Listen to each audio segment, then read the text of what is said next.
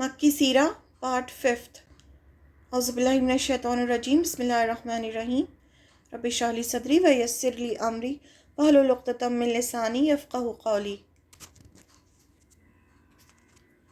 صادق اور امین۔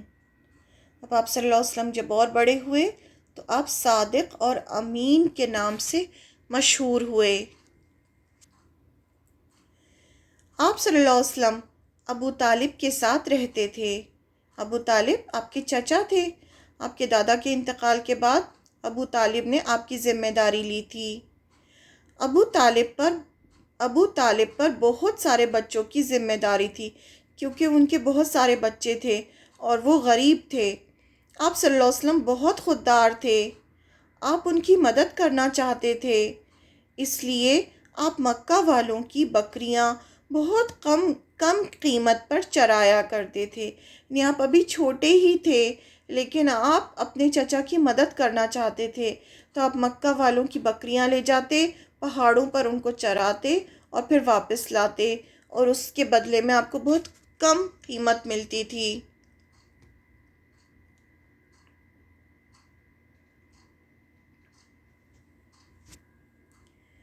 آپ نے ایک بار صحابہ سے کہا تھا کہ یہ کالی بیریاں کھاؤ۔ جب میں مکہ میں بکریاں چراتا تھا تو یہی کالی بیریاں کھایا کرتا تھا۔ آپ صلی اللہ علیہ وسلم فرماتے تھے، کوئی نبی ایسا نہیں گزرا جس نے بکریاں نہ چرائی ہوں۔ یعنی سارے نبی جتنے بھی تھے، سب سے اللہ تعالیٰ نے بکریاں چروائیں۔ اب اس کے پیچھے بھی حکمت تھی۔ تمام انبیاء کو اللہ تعالیٰ انسانوں کی رہنمائی کے لیے چنتے ہیں۔ نبیوں کا کیا کام ہوتا ہے؟ لوگوں کی رہنمائی کریں، انہیں صحیح راستہ دکھائیں۔ جیسے کہ بکریاں چراتے وقت نہ بکریوں کو چھوڑا جا سکتا ہے، نہ سختی کی جا سکتی ہے۔ جو چرواہا ہوتا ہے وہ بکریوں کو ایک ڈائریکشن میں لے کے جاتا ہے، نہ ان کے ساتھ ان سے غافل ہوتا ہے۔ یعنی ایسا نہیں ہوتا کہ وہ بکریوں کو چھوڑ دے اور سو جائے تو بکریاں ادھر ادھر چلی جائیں گی، اور نہ وہ بکریوں کو زیادہ مار سکتا ہے کیونکہ ان پہ سختی نہیں کی جا سکتی۔ تو اسی وجہ سے اللہ تعالیٰ نے سارے جتنے بھی پیغمبر تھے، جتنے بھی نبی تھے، ان سے بکریاں چروائیں، تاکہ ان کو آگے چل کر لوگوں کو بھی اسی طرح سے ٹریٹ کرنا تھا، لوگوں کو بھی صحیح ڈائریکشن دینا ہوتا ہے، لوگوں کے ساتھ بھی آپ کو سختی نہیں کرنی ہوتی ہے، انہیں بہت پیار سے لے کے چلنا ہوتا ہے۔ ایسے ہی ایک نبی نہ لوگوں کو چھوڑ سکتا ہے، نہ ان پر سختی کر سکتا ہے۔ اس کی دوسری حکمت یہ بھی تھی کہ کھلی ہوا میں انسان کا ڈیولپمنٹ اچھا ہوتا ہے۔ جتنا زیادہ آپ فریش ایئر میں رہیں گے اتنا زیادہ آپ کا ڈیولپمنٹ اچھا ہوگا، اور وہ شہر کی برائیوں سے بھی دور رہتا ہے۔ جب زیادہ تر ٹائم جو ہوگا کھلی ہوا میں بیتے گا تو شہر میں جتنی برائیاں تھیں، کیونکہ وہ جاہلیت کا دور تھا، اس وقت بہت زیادہ جو برائیاں تھیں وہ کامن تھی۔ زنا بہت کامن تھا، میوزک، اور جتنے غلط کام ہوتے تھے سب غلط کام ہو رہے تھے عرب جاہلیت میں، یعنی جب آپ صلی اللہ علیہ وسلم پیغمبر نہیں بنے تھے اس سے پہلے۔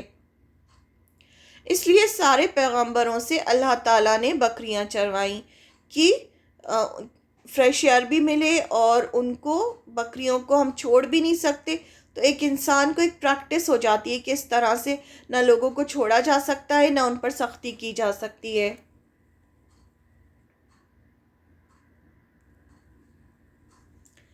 بعد میں جب آپ صلی اللہ علیہ وسلم پیغمبر بنے تو آپ نے فرمایا، آج تک کوئی پیغمبر نہیں آیا جس نے بکریاں نہ چرائی ہوں۔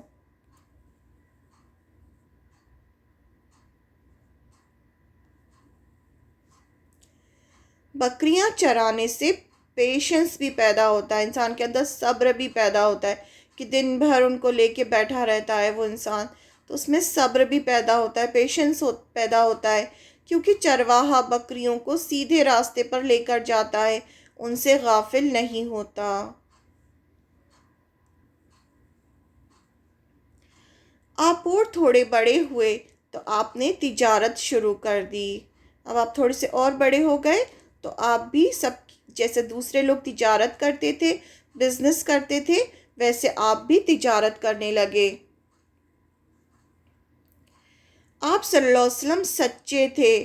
بہت جلد آپ مکہ میں صادق کے نام سے مشہور ہو گئے، یعنی آپ ہمیشہ سچ بولتے تھے۔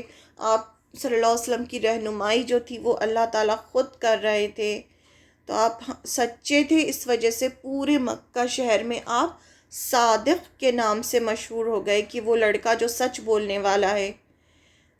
ان کی ایمانداری، سچائی اور رحم دلی کی وجہ سے آپ کو الامین، بھروسے مند کہا جانے لگا۔ آپ اتنے ایماندار تھے، جب آپ تجارت کرتے تھے تو اتنی ایمانداری سے کرتے تھے، سچائی سے، رحم دلی سے کرتے تھے، اس وجہ سے آپ کو الامین بھی کہا جانے لگا۔ تو آپ صلی اللہ علیہ وسلم صادق اور امین کے نام سے مشہور ہو گئے۔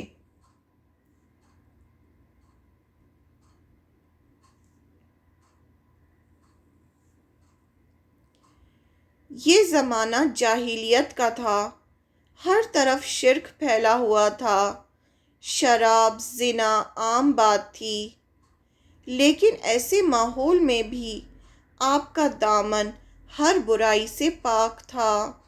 یہ اللہ کی آپ پر خاص رحمت تھی۔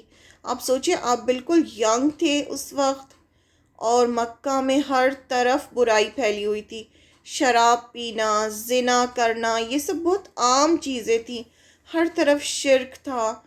تو اس ماحول میں، اس اتنے خراب ماحول میں بھی آپ کا دامن ہر برائی سے پاک تھا، یعنی آپ جو تھے کسی بھی برائی میں نہیں تھے، آپ ساری برائیوں سے آپ دور تھے، اور یہ اللہ کی خاص رحمت تھی آپ کے اوپر۔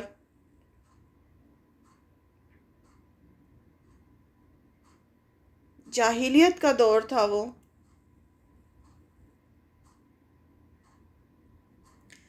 Prophet Muhammad sallallahu alaihi wasallam, he was the most generous, the most patient, the most truthful, the most sincere, and the most honest. So his people called him Al-Amin, the trustworthy.